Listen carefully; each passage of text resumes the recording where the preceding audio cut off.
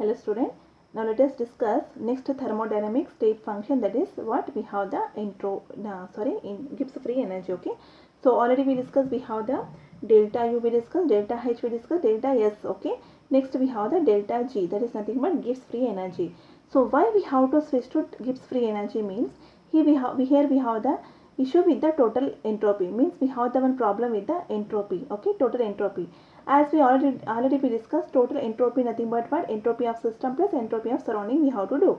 So it is very difficult to find out the entropy of system. Why? Because in system we have some observation. Okay, so we can calculate the entropy of system, but what about the surrounding? It is a very big one. Okay, for example, already we discussed here. For example, this reaction under my observation I will call as this system. Remaining part of the total area is surrounding. So you can calculate the entropy of this system, but what about the surrounding? It is too difficult to calculate the entropy of surrounding. So here, so how to find out the entropy of surrounding? Okay, here, so delta S surrounding nothing but amount of heat absorbed by the system, nothing but what? Amount of heat is what liberated by the here amount of heat absorbed by the surrounding equal to what? Amount of heat is liberated by the system, nothing but what happened here. For example, system is going to lose the energy. Okay, who is going to take the energy? Surrounding. Means amount of heat absorbed by the surrounding is equal to amount of heat is liberated by the system. Means system is leaving some energy that is going to absorb by the by whom? Means surrounding. So amount of heat absorbed by the surrounding is equal to by amount of heat is liberated by the system. So here delta is surrounding nothing but already we have the equation with that what? Delta is equal to Q by T, already we have the relation. So if you want to calculate the delta S surrounding nothing but delta S of surrounding equal to QP by T. Already we have the definition here nothing but QP means what? You can define as a H. How means amount of heat measured at the constant pressure nothing but what? Enthalpy. So delta H by T. So you can calculate indirectly by taking the what? Minus delta H system by T. Here from the above equation, if you here already you know very well, delta S total equal to delta S system plus delta S surrounding. So here instead of surrounding I am going to substitute minus delta H system by T. Why? Because means already here we have delta S surrounding nothing but what? Minus enthalpy system by T. So instead of here surrounding I substituted by delta H system by T. Okay, multiply the above equation with the T. Just I am multiplying the whole equation with the T. So what you are going to get? T into delta S total equal to T into delta S minus here T going to get cancelled. So you left it with the delta H system. So what I am doing finally, I am going to bring the total in the system.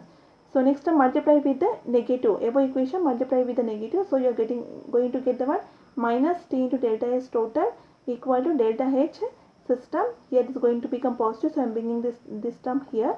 So delta H system, here this term become negative, and so I am bringing here minus T into delta S system.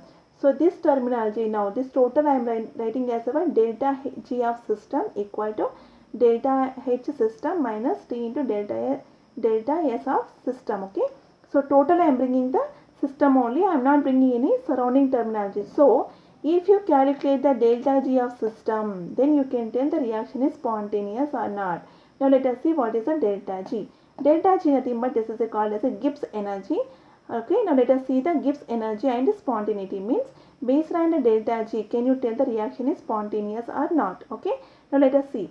Let's define a new thermodynamic function Gibbs energy or Gibbs function G as a what? Here G means what? G equal to we have the H minus T delta S. Okay, Gibbs function G is an extensive property and a state function. So this also what? Extensive property depends on the mass, and is the state function means depends on the what? Final and initial state. It does not depends on the path. So if you go for the now difference, delta G system equal to delta H system minus T into delta S system, or you can write simply delta G equal to delta S minus T delta S. Now Gibbs energy is the amount of energy available for a system at a given set of conditions that can be put into useful work. Means how much amount of energy given that can be converted into useful work, that is called as what? Gibbs energy.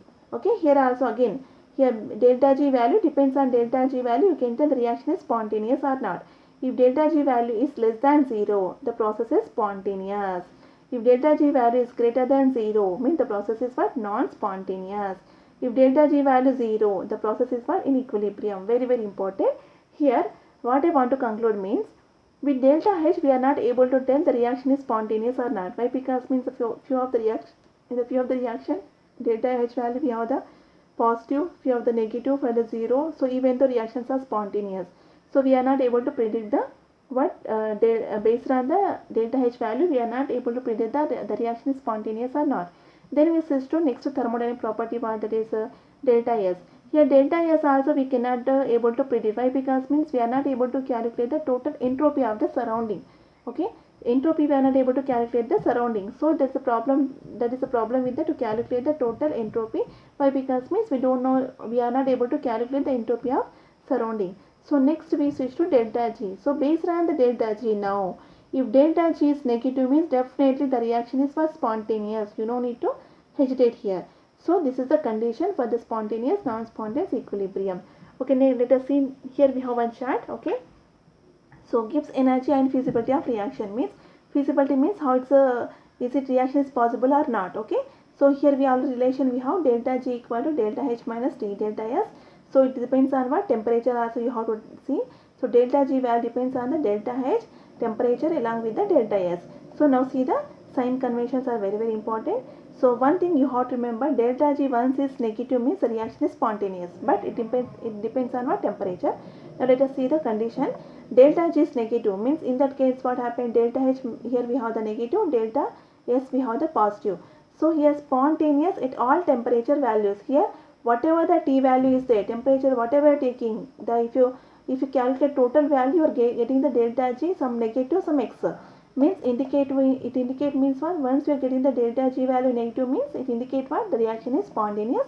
Now here temperature whatever you take in the temperature, it is what? It is giving the negative, total term you are getting the negative. So it indicate delta G is negative means we have the spontaneous reaction. Next, here delta G value positive means we are going to keep the here delta H value some positive value and delta S value negative. Why? Because means this negative going to positive. All this one have positive. So total term become what happened? Positive. So once you are getting the delta G value positive means greater than 0. So reaction is non-spontaneous at all temperature values. Why? Because means total value getting the positive. Once delta G positive means you are getting the what? Non-spontaneous at all temperature. Whatever temperature taking, the reaction is what? Non-spontaneous. Next case, here delta H going to be, delta G going to negative. In that case what? Delta H is negative, delta S is negative. So this is a negative value. Here also delta S also negative. But here what? Spontaneous at low temperature value. Why? Because means if you multiply here, if T value is less, okay, if T value is less, so this value is less, now this value is more, delta H value will be more. So finally what you are getting here? Delta H value going to minus. So delta G value negative means spontaneous at a low temperature value only. Next, delta G value positive. So here you are going to get the positive. In this condition what? Delta H is negative and here if you see the delta S value also negative.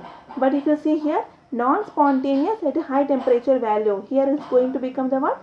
If temperature is more, the value total become here what? Positive. So it is called as a what? Non-spontaneous reaction. Next, delta G value positive. When means here delta H positive. Here next if you see delta S also positive. So here if you see this value, if delta H value is more compared to this one, so what happened? Total term become positive. So non-spontaneous at low temperature value. So this value will be less. If you go for example, we have 6 value here, 1 into 3. So what happened? This value 6 minus 3 means this value is more. So temperature value should be less. If temperature more, what happened? This value will be more. Then you are getting the delta G value what? Negative. So here condition is what? Delta H is positive. Delta S also positive, but temperature value should be low. Then the reaction is what? Here non-spontaneous. So next what we have here, next condition, delta H is positive and delta is what? Positive. Here was spontaneous high temperature values. High temperature we have to take. Why? Because means this value should be more and T also having positive. This positive, this positive. But total term has to come negative value means what? The temperature value will be more. So here if this term total value is negative means we are going to get the what? Delta G value going to negative. So spontaneous at what? High temperature value. Simply you have to substitute the value. Then you have to see total value delta G is a positive, negative or 0. If positive means indicate what? Non-spontaneous, negative means spontaneous. Based on the temperature, you have to see the temperature. Here the temperature you have to mention. High temperatures or low temperature, all you have to mention. Okay. This is the criteria for the feasibility of reaction. Means based on the delta G, the reaction is possible or not, you can tell. Okay, this is very important. Delta G equal to delta H minus T delta S relation.